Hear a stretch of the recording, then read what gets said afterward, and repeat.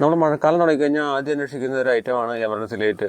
ഒട്ടുമിക്ക എമർജൻസികളും നമ്മൾ ഉപയോഗിക്കാതിരുന്നതിൻ്റെ ബാറ്ററി വീക്കായിട്ടുണ്ടാവും. ഇതിൻ്റെ ചാർജിങ് കറക്റ്റാണെന്ന് നമുക്ക് ചെക്ക് ചെയ്യാം. ഇവിടെ ചാർജിങ് ലൈറ്റ് തെളിഞ്ഞിട്ടുണ്ട്. അപ്പോൾ ഇത് ഉപയോഗിക്കാതിരുന്നതിൻ്റെ ബാറ്ററി വീക്കായി പോയേക്കാണ്.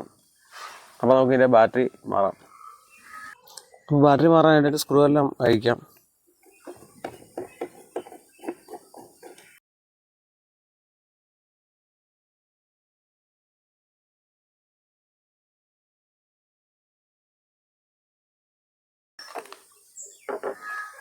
ഇപ്പോൾ സ്ക്രൂ എല്ലാം അയച്ചിട്ടുണ്ട്.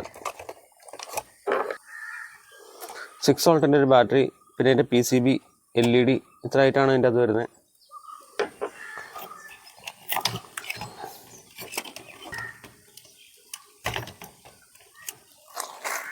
ബാറ്ററിയിലേക്ക് വയർ സോൾഡർ ചെയ്തേക്കാണ്. ഞാനിവിടെ ആ സെയിം തന്നെ ബാറ്ററി വാങ്ങിച്ചിട്ടുണ്ട്. വോൾട്ട് 6 വോൾട്ട് തന്നെയാണ്. ഞാൻ വാങ്ങിച്ച ബാറ്ററിക്ക് കൂടുതലാണ്. ഇത് 4.5 ഇത് 5 ആണ്. ബാറ്ററി വാങ്ങുമ്പോൾ ശ്രദ്ധിക്കണം, കൂടിയ ബാറ്ററി വാങ്ങണം. കൂടിയ ബാറ്ററി വാങ്ങിച്ച് കഴിഞ്ഞാൽ നമുക്ക് ബാക്കപ്പ് സമയം കൂടുതൽ കിട്ടും.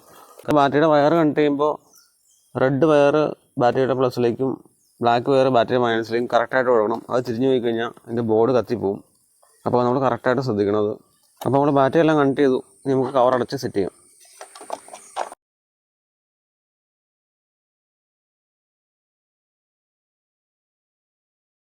നമുക്കൊന്ന് ചെക്ക് ചെയ്ത് നോക്കാം.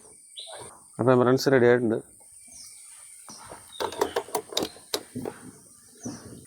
അപ്പോൾ ആദ്യമായിട്ട് വീഡിയോ കാണുന്നവർ നമ്മുടെ ചാനൽ സബ്സ്ക്രൈബ് ചെയ്തൊന്ന് സപ്പോർട്ട് ചെയ്യണേ. നമുക്ക് ഒരു സോൾഡർ ചെയ്യാനൊക്കെ ഉണ്ടെങ്കിൽ വളരെ സിമ്പിളായിട്ട് നമുക്ക് അതിൻ്റെ ബാറ്ററി മാറി ഉപയോഗിക്കാൻ പറ്റും.